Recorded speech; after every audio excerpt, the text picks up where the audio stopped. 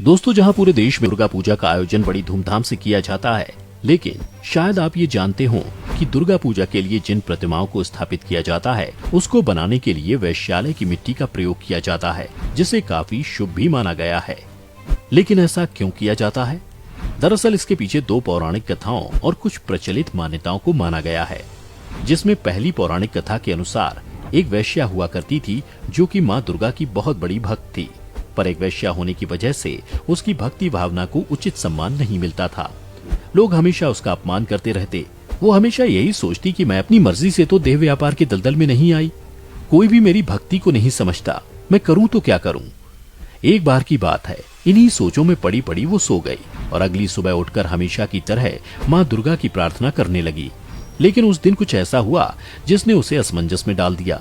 वहाँ स्वयं माँ दुर्गा प्रकट हो गईं और बोली कि कल रात मैंने तुम्हारे दुख को समझ लिया, तुम दुखी मत हो। मैं तुम्हें वरदान देती हूँ कि आने वाले समय में जब मेरी पूजा के लिए कोई विशेष आयोजन होगा, तो उसमें बनाई गई मेरी प्रतिमा तभी पूर्ण मानी जाएगी जब उसमें वेश्यालय की मिट्टी का प्रयोग होगा, अर्थात बिना वेश्यालय की मिट्टी के मेरी प्रतिमा को अधूरा ही माना जाएगा। और तभी से दुर्गा पूजा में प्रयोग होने वाली प्रतिमा में इसका उपयोग होने लगा। और दोस्तों, इसी से जुड़ी एक दूसरी कथा के अनुसार पौराणिक समय की बात है, एक बड़े तपस्वी ऋषि थे। उन्होंने नवरात्र पूजन के लिए एक जाने माने कुम्हार से माँ दुर्गा की प्रतिमा बनवाई। वो प्रतिमा बहुत ज्यादा सुंदर बन गई तो ऋषि को उस पर घमंड हो गया। वो घूम घूम कर उस प्रतिमा की तारीफ करने लगा। पर उसी रात माँ दुर्गा उस ऋषि के सपने में आई और बोली कि घमंड से भरी प्रतिमा की पूजा करने का कोई मतलब नहीं है। सच्ची श्रद्धा मन में होती है, उसका दिखावा नहीं किया जाता। फिर ऋषि ने सपने ही में देवी माँ से क्षमा मांगी और पूछा, हे देवी, अब मैं क्या करूं?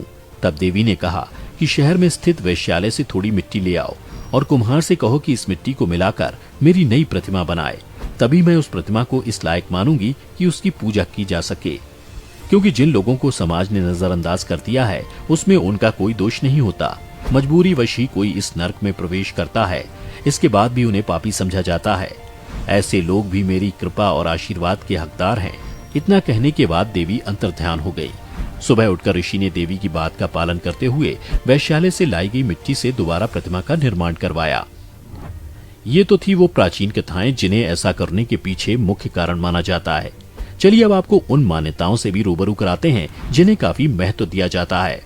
इन्हीं में से सबसे प्रचलित मान्यता के अनुसार जब भी कोई पुरुष वैश्यालय जाता है तो वो अपने सारे सद्गुण द्वार पर ही छोड़ देता है। ऐसे में वो वैश्यालय के बाहर की वो जगह या आंगन काफी पवित्र हो जाता है। इसलिए उस स्थान की मिट्टी का प्रयोग दुर्गा माँ की प्रतिमा बनाने के लिए किया जाता है। वहीं दूसरी मान्यता यह कहती है कि अगर कोई स्त्री देह व्यापार के इस दलदल में घुसी है तो इसमें उस स्त्री का दोष नहीं बल्कि समाज की गलती है। उसको समाज की मुख्य धारा से जोड़ने के लिए एक प्रतीक के तौर पर वैश्यालय की मिट्टी का प्रयोग प्रतिमा के लिए किया जाता है, ताकि उनके मानसिक कष्ट को कुछ कम किया जा सके। क्योंकि वैश्याओं को सामाजिक रूप से काट दिया जाता है, लेकिन इस त्योहार के सबसे मुख्य काम में उनकी ये बड़ी भूमिका उन्हें मुख्य धारा में शामिल करने का एक जरिया है। मूर्तियों के निर्माण में वैश्यालय की मिट्टी के इस्तेमाल का मकसद उस पितृ सत्तामक समाज के मानस को कचोटना भी है, जिसकी वजह से महिलाओं को नर्क में धकेलने वाला यह कारोबार चलता है। इतना ही नहीं, एक अन्य मान्यता की बात करें तो उसके अनुसार ऐसा माना जाता है कि वैश्याओं ने किन्हीं भी कारणों से अपने लिए जो जिंदगी चुनी है वो उनका सबसे बड़ा अपराध है। वैश्याओं के इन बुरे कर्मों से मुक्ति दिलाने के लिए उनके घर की मिट्टी का उपयोग होता है। मंत्र जाप के जरिए उनके कर्मों को शुद्ध करने का प्रयास किया जाता है। देश में सबसे प्रसिद्ध दुर्गा पूजन पश्चिम बंगाल में होता है और बांग्ला पारंपरिक मान्यताओं में इस बात के बारे में कहा गया है कि गौमूत्र, गोबर, लकड़ी, जूट के ढांचे, सिंदूर, धान के छिलके, पवित्र नदियों की मिट्टी, विशेष वनस्पतियां और जल के साथ निषिद्धोपाली के रज को मिलाकर माता की मूर्ति को पूजा के लिए सर्वश्रेष्ठ माना जाता है। इसे और आसान करते हुए बता दें कि इन सब में से निषिद्धोपाली यानी वेश्याओं के घर के आसपास के इलाके को कहा जाता है। कुछ जानकारों के मुताबिक शारदा तिलकम, महामंत्र महार्णव, मंत्र महोदधि आदि ग्रंथों में इसकी पुष्टि की गई है। दोस्तों, यदि आप इस नवरात्रि माता को प्रसन्न करना चाहते हैं और कुछ उपायों को जानना चाहते हैं तो हमें नीचे कमेंट करके जरूर बताएं।